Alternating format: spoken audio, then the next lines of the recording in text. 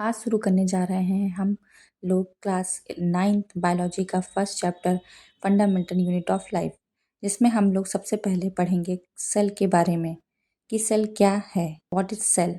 तो सभी को ये पता होगा कि cell is the structural and functional unit of life, right. But आज हम जानेंगे कि सेल किसका बना होता है। Cell is the mix up of the 3 components. पहला तो सेल बाउंड्री, जिसे हम सेल मेम्ब्रेन भी कहते हैं। सेल की जो आउटर मेम्ब्रेन होती है उसे सेल मेम्ब्रेन कहते हैं। दूसरा है साइटोप्लाज्म, सेल के अंदर जो प्रेजेंट होता है लिक्विड फ्लूइड, जिसमें आपके सेल के सारे सेल ऑर्गेनेल प्रेजेंट होते हैं, जैसे आपका माइटोकॉन्ड्रिया हो गया, गोल्गी बॉडी, ईआर, ये सारे सेल ऑर्गेनेल्स आपके साइटोप्लाज्म में प्रेजेंट होते हैं। तीसरा जिसे बेसिकली कहते हैं control centre of the cell, that is our nucleus. Okay, इस न्यूक्लियस के अंदर आपका डीएनए होता है, सबको पता होगा न्यूक्लियस के अंदर आपका डीएनए होता है। डीएनए ही कंट्रोल करता है आपके सेल का फंक्शन। तो हम कह सकते हैं DNA is the controller of cell, क्योंकि वो प्रेजेंट होता है न्यूक्लियस में, इसलिए हम न्यूक्लियस को control centre of the cell कह देते हैं। लेकिन बेसिकली हमारा जो डीएनए होता है वही कंट्रोल करता है हमारे साइटोप्लाज्म में प्रेजेंट सारे सेल ऑर्गेनेल के फंक्शंस को। अब देखिए, बाउंड्री भी आपने पढ़ा होगा कि सेल की बाउंड्री सेल वॉल होती है, बट सेल वॉल यूनिवर्सल नहीं है। क्यों यूनिवर्सल नहीं है? क्योंकि वो हर एक सेल ऑर्गेनेल, हर एक ऑर्गेनिज्म के सेल में प्रेजेंट नहीं होता है। लाइक सेल वॉल केवल प्रेजेंट होता है आपके सेल वॉल आपका प्रेजेंट होता है प्लांट सेल में, और जो आपका सेल मेम्ब्रेन है, यानी जो प्लाज्मा मेम्ब्रेन की बात हम कर रहे हैं, सेल की बाउंड्री की बात कर रहे हैं, वो सभी में प्रेजेंट होता है। इसीलिए जो सेल मेम्ब्रेन होता है वो यूनिवर्सल बाउंड्री कहलाती है। लेकिन जो सेल वॉल है वो यूनिवर्सल बाउंड्री नहीं कहलाती है, बस सेल वॉल बाउंड्री कहलाती है, आउटर मोस्ट बाउंड्री। क्यों? ये किसमें प्रेजेंट होता है आपका सेल वॉल? सेल वॉल आपका प्रेजेंट होता है बेसिकली प्लांट सेल में, बैक्टीरिया के सेल में, ठीक है। ये हम आगे डिस्कस करेंगे। तो हमारा जो सेल है, तो बेसिकली वो 3 कंपोनेंट कौन कौन से हुए जो एक सेल को बनाते हैं? तो सेल बाउंड्री हुआ, जिसे हम सेल मेम्ब्रेन कह रहे हैं, जो कि यूनिवर्सल बाउंड्री है, ये हर एक सेल में पाई जाती है। लाइक आपके प्रोकैरियोट्स और यूकैरियोट्स सभी में, मल्टी सेलुलर, यूनिसेलुलर ऑर्गेनिज्म सभी में आपका सेल बाउंड्री यानी सेल मेम्ब्रेन प्रेजेंट होगा। जैसे हम when we talking about living system, जब हम एक लिविंग सिस्टम की बात करते हैं, तो there are 5 kingdom of living organism according to R H. Whittaker ने 5 किंगडम क्लासिफिकेशन सिस्टम दिया था, जिसमें पहला किंगडम है मोनेरा, दूसरा प्रोटिस्टा, तीसरा फंगी, चौथा प्लांटी और पांचवा एनिमेलिया। आपका जो मोनेरा है वो यूनिसेलुलर प्रोकैरियोटिक ऑर्गेनिज्म होते हैं, जिनमें आपके bacteria, eubacteria, cyanobacteria, archaebacteria, mycoplasma, ये सारे आपके मोनेरा किंगडम में प्रेजेंट होते हैं। प्रोटिस्टा में आपके आएंगे chrysophytes, euglena, dinoflagellates, diatoms, desmids, protozoa, ठीक है। उसके बाद आपका थर्ड जो किंगडम है वो फंगी है। फंगी आपका हो गया। उसके बाद 4th किंगडम है आपका प्लांटे, जो आपके प्लांटे में हमें 5 क्लासेस पढ़ने हैं, like algae, algae, bryophyte, pteridophyte, gymnosperm और एंजियोस्पर्म। इसके बाद हम 5th जो क्लासिफिकेशन पढ़ते हैं उसमें आता है आपका एनिमेलिया किंगडम।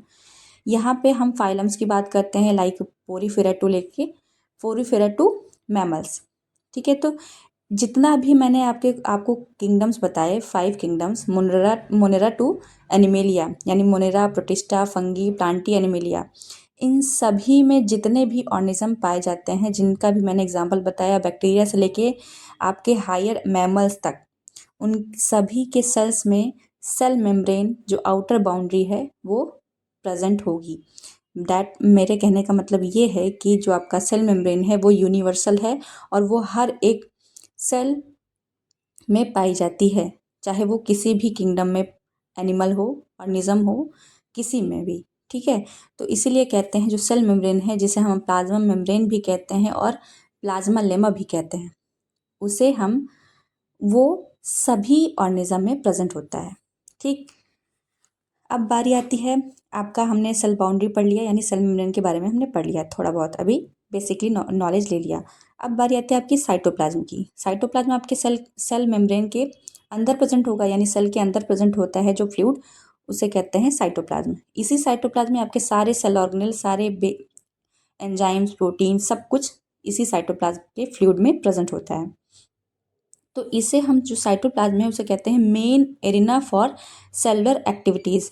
ये आपके एनसीईआरटी में ये लाइन दी गई है कि main arena for cellular activities.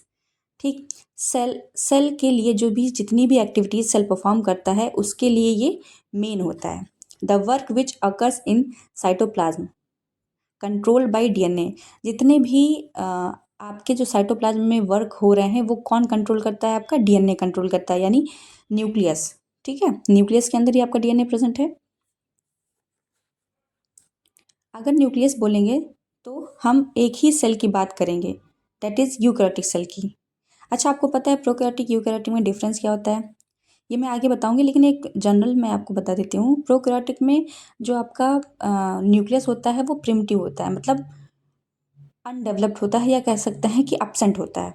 लेकिन जब हम यूकैरियोटिक की बात करते हैं, यूकैरियोटिक सेल की बात करते हैं, तो वहाँ पे आपका न्यूक्लियस वेल डेवलप्ड होता है।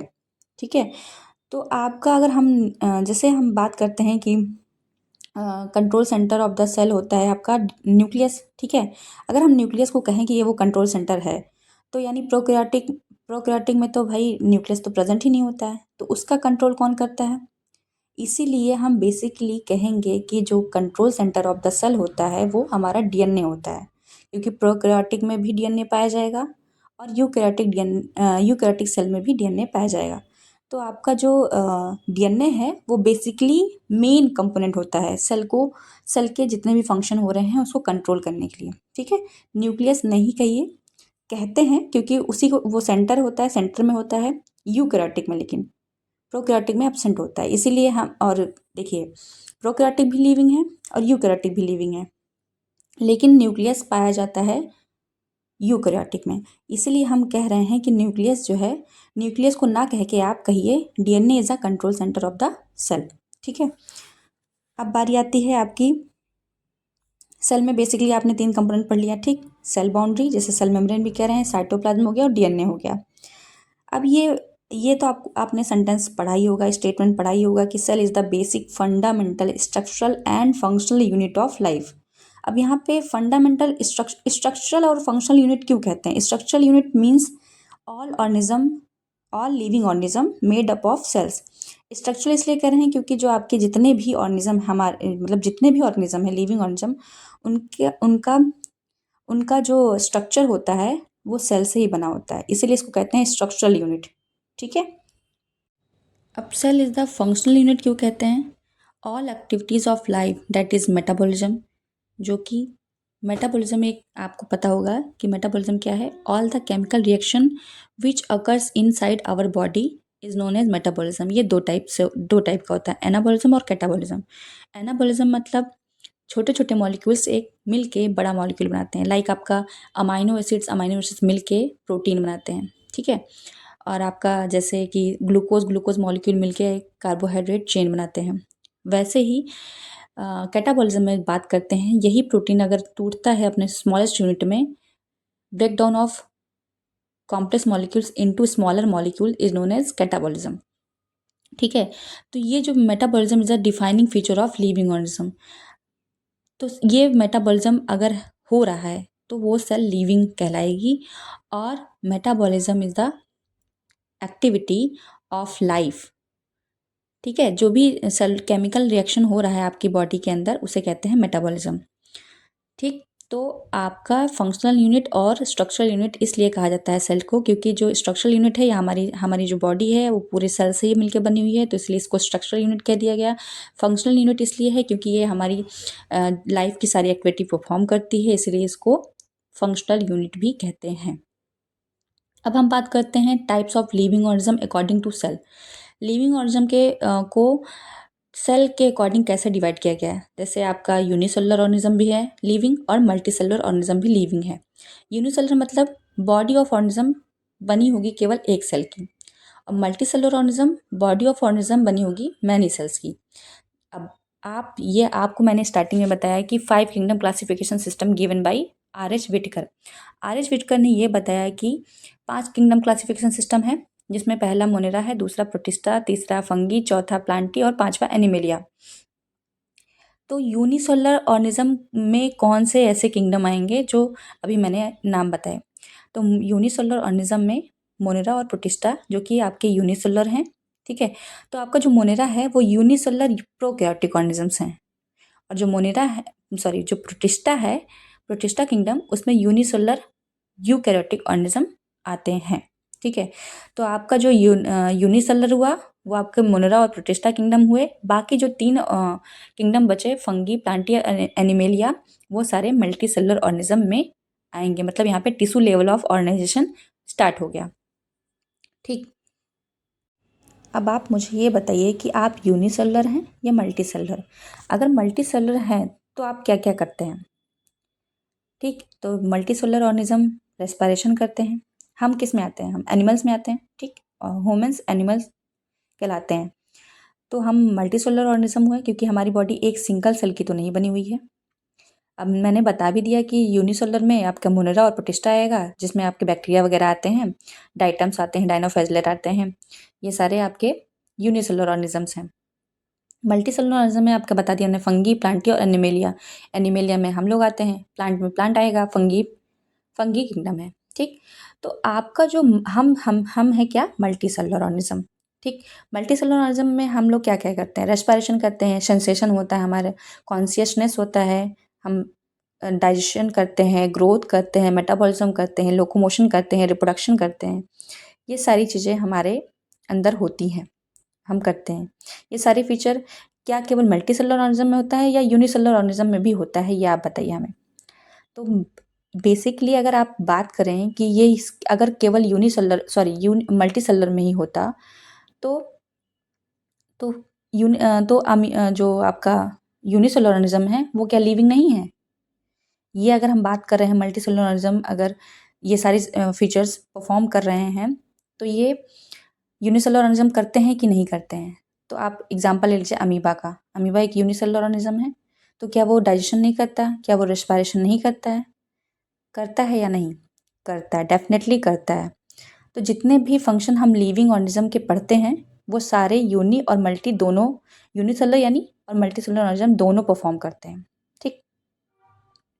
बट डिफरेंस क्या है यूनिसेलुलर और मल्टी सेलुलर। तो अगर जैसे कि हम बता रहे हैं कि यूनिसेलुलर भी परफॉर्म कर रहे हैं ये फंक्शन और मल्टी सेलुलर भी ऑर्गेनिज्म परफॉर्म कर रहे हैं, तो दोनों में डिफरेंस क्या हुआ।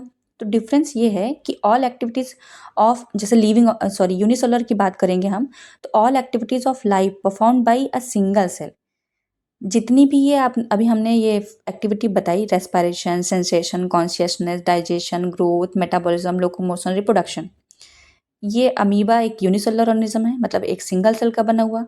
उसकी ये जितनी भी एक्टिविटीज़, जितनी भी ये फीचर्स हैं, वो केवल एक ही सेल परफॉर्म करेगा। लेकिन आपके जो मल्टी सेलुलर ऑर्गेनिज्म होते हैं वो डिवीज़न ऑफ लेबर करते हैं। मीन्स क्या होता है, all activities of life performed by multiple cells, ठीक है। मल्टीपल सेल्स यहाँ पे डिवीज़न ऑफ लेबर हो गया, मतलब कि यहाँ पे जो मल्टी सेलुलर ऑर्गेनिज्म हैं उनमें हर एक सेल्स का, हर एक टिश्यूज़ का एक पर्टिकुलर फीचर डिस्क्राइब किया गया है कि भाई आप इतने सेल, इतने टिश्यूज़ मिलके ये चीज़ परफॉर्म करेंगे। जैसे आपका डाइजेशन हो गया, डाइजेशन की बात कर लेते हैं हम। तो हमारा डाइजेशन स्टार्ट कहाँ से होता है, माउथ से लेके पूरा एनस तक। तो हमारी अलग अलग सेल्स, अलग अलग टिश्यूज़, अलग अलग ऑर्गन्स क्या परफॉर्म कर रहे हैं, अलग अलग फीचर परफॉर्म कर रहे हैं। डाइजेशन के लिए अलग हो गया, रेस्पिरेशन के लिए अलग हो गया, मेटाबॉलिज्म अलग हो गया, सेंसेशन, जब हम सेंसेशन की बात करते हैं तो हम नर्वस सिस्टम की बात करते हैं, कॉन्शियसनेस की नर्वस सिस्टम की बात करते हैं, लोकोमोशन में हमारे मसल्स हो गए, बोन्स हो गए। तो हर हमारे अंदर जो मल्टी सेलुलर ऑर्गेनिज्म होते हैं उनमें जो परफॉर्मेंस होती है, जो ये सारी चीज़ें फीचर्स हो रही हैं, एक्टिविटीज़ हो रही हैं लाइफ की, लिविंग ऑर्गेनिज्म की, वो हर एक सेल्स का, हर एक ऑर्गन का पर्टिकुलर डिवीज़न ऑफ फ्लेवर है, वो अलग अलग एक्टिविटीज़ परफॉर्म करते हैं, ठीक है। लेकिन आप अगर यूनिसेलुलर की बात करेंगे तो वही जो ये function multi cellular organism perform कर रहे हैं वो एक ही सिंगल सेल परफॉर्म करता है। अब आप कहेंगे कि फिर तो हमको यूनिसेलुलर ही होना चाहिए था, हम मल्टी सेलुलर क्यों हुए, राइट। तो मेन बात यह है इफ़िशेंसी की यहाँ पे। जैसे सिंगल सेल है तो वो धीरे धीरे परफॉर्म करेगा, एक ही एक्टिविटी को उसको धीरे धीरे करना है। लेकिन जो मल्टी सेलुलर ऑर्गेनिज्म है उनमें हर एक काम को बांट दिया गया, हर एक ऑर्गन को दे दिया गया, अलग अलग स्पेसिफिक हो रहा है वो। तो वहाँ पे जो प्रोसेस है वो जल्दी हो रही है, इफ़िशेंसी ज़्यादा हो रही है भाई। यूनिसेलुलर की बात करेंगे तो यूनिसेलुलर के कंपैरिजन में मल्टी सेलुलर ऑर्गेनिज्म वो काम बहुत जल्दी इफ़िशेंसी के साथ कर सकते हैं क्योंकि उनमें डिवीज़न ऑफ लेबर पाया जा रहा है। इतना आपको समझ में आ गया होगा। हम आगे बात करते हैं। अब देखिए, अब हम बात करेंगे कि जैसे मैंने बताया कि सेल में बेसिक कंपोनेंट क्या है, तो आपको सबको याद हो गया होगा अब तक कि सेल में बेसिक कंपोनेंट है उसकी सेल बाउंड्री, साइटोप्लाज्म और डीएनए। हम न्यूक्लियस भी कह सकते हैं, लेकिन मैंने बताया क्यों हम न्यूक्लियस नहीं कहेंगे, क्योंकि प्रोकैरियोटिक में न्यूक्लियस नहीं होता है, एब्सेंट होता है। यूकैरियोटिक में न्यूक्लियस होता है, लेकिन दोनों लिविंग हैं, दोनों फंक्शन परफॉर्म कर रहे हैं। और जो न्यूक्लियस में प्रेजेंट होता है बेसिकली आपका क्या, डीएनए। तो डीएनए ही कंट्रोल करता है आपके सारे सेल्स की एक्टिविटीज़। इसीलिए हम कह रहे हैं कि सेल के मेन 3 कंपोनेंट्स क्या हुए, सेल बाउंड्री जिसे हम प्लाज्मा मेम्ब्रेन और सेल मेम्ब्रेन भी कह रहे हैं, ठीक। दूसरा साइटोप्लाज्म है जिसमें आपके सारे ऑर्गेनल हैं, और जो ये साइटोप्लाज्म की जो एक्टिविटीज़ है उसको कौन कंट्रोल कर रहा है, आपका डीएनए। इतना तो आपको समझ में आ गया होगा। अब anything less than the complete structure of a cell, अगर इनमें से सेल के पास कोई एक स्ट्रक्चर नहीं हुआ तब सेल भी अपना फंक्शन प्रॉपर नहीं परफॉर्म कर पाएगा, क्योंकि सेल को बनाने के लिए बेसिकली ये तीनों चीज़ें चाहिए होती हैं। अगर इनमें से हम आप सेल बाउंड्री हटा दिया गया तो भी एक सेल कंप्लीट फंक्शन नहीं कर पाएगा, या न्यूक्लियस हटा दिया गया तो भी, या डीएनए या साइटोप्लाज्म। इसीलिए कहते हैं, जैसे मैं एग्जांपल आपको देती हूँ, क्यों, लाइक ह्यूमन आरबीसी सेल। अगर ह्यूमन आरबीसी सेल आप जानती हैं कि जब वो एम्ब्रियोनिक स्टेज में होता है, मतलब अपने डेवलपिंग स्टेज में होता है, कोई एक आरबीसी सेल लीजिए आप, उसका एम्ब्रियोनिक स्टेज देखिए, वो एम्ब्रियोनिक स्टेज में उसमें न्यूक्लियस पाया जाता है। लेकिन जैसे जैसे वो मैच्योर होता है उसका न्यूक्लियस डिसअपियर हो जाता है। इसीलिए आरबीसी सेल्स की लाइफ स्पॉन कम होती है, वो मर जाता है ना 120 दिन में, डिस्ट्रॉय हो जाता है, ठीक है। इसीलिए सेल्स का जीवित रहने के लिए, सेल को लिविंग रहने के लिए उनकी बेसिक तीनों कंपोनेंट होने चाहिए, ठीक है। चाहे वो मैच्योर हो, चाहे अनमैच्योर हो, एम्ब्रियोनिक स्टेज में हो, सेल की ये तीनों कंपोनेंट होने चाहिए सेल में, तभी वो लिविंग कहलाएगी। अदरवाइज वो धीरे धीरे डिसअपियर होने लगेगी अगर इनमें से कोई एक कंपोनेंट उसका कम हुआ। इतना आपको समझ में आ गया होगा। अब हम बात करेंगे आपके 2 टाइप के सेल्स की, लाइक प्रोकैरियोटिक और यूकैरियोटिक सेल्स की, ठीक है। अब प्रो मीन्स आपको पता होगा, प्रो प्रोकैरियोटिक, ठीक। इसको हम 3 में डिवाइड कर लेंगे। प्रो मीन्स प्रिमिटिव होता है, कैरियो मीन्स न्यूक्लियस होता है, और टिक मीन्स कैरेक्टरिस्टिक, मतलब प्रिमिटिव न्यूक्लियस है जिसका करेक्टर, उसमें वो आपके प्रोकैरियोटिक सेल हैं, ठीक। और यूकैरियोटिक में क्या है, यू मीन्स ट्रू, कैरियो मतलब न्यूक्लियस, टिक मतलब कैरेक्टरिस्टिक, ठीक। जिसमें ट्रू न्यूक्लियस होगा उसे कहेंगे यूकैरियोटिक सेल। तो बेसिकली आपका जो, अब हम बात कर लेंगे प्रोकैरियोटिक में तो न्यूक्लियस प्रेजेंट नहीं होता है, प्रिमिटिव होता है, ठीक। और यूकैरियोटिक में न्यूक्लियस प्रेजेंट होता है। तो जो न्यूक्लियस, अब हमने बताया कि न्यूक्लियस में ही डीएनए होता है आपका, तो जब प्रोकैरियोटिक में न्यूक्लियस है ही नहीं तो डीएनए कहाँ प्रेजेंट होगा, न्यूक्लियस नहीं है तो डीएनए ऐसे ही प्रेजेंट होता है।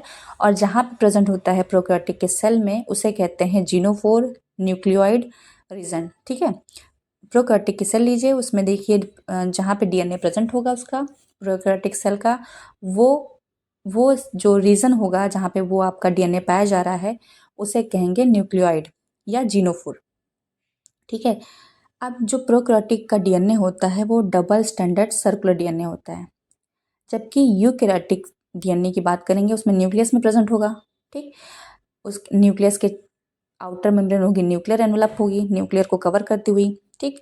तो आपका जो यूकैरियोटिक सेल की हम डीएनए की बात करेंगे तो वो डबल स्टैंडर्ड लीनियर डीएनए होता है। यहाँ पे आपने प्रोकैरियोटिक में पढ़ा कि डीएनए जो है सर्कुलर होता है, सर्कल में प्रेजेंट, सर्कल लाइक स्ट्रक्चर में टाइप का प्रेजेंट होता है। ठीक है।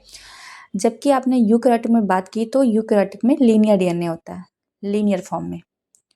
इसके बारे में मैं आपको बताती हूँ। अब फर्स्टली हम जान लेंगे कि डीएनए किससे बना होता है। तो DNA is made up of nucleotides. Nucleotides 4 type के होते हैं: adenosine monophosphate, guanosine monophosphate, cytidine monophosphate, thymidine monophosphate. ये न्यूक्लियोटाइड्स हैं। ठीक है। और nucleotide plus sugar plus phosphate group बनाता है आपका डीएनए, एक डीएनए का structure. But nitrogenous base differ होते हैं। ठीक है। जैसे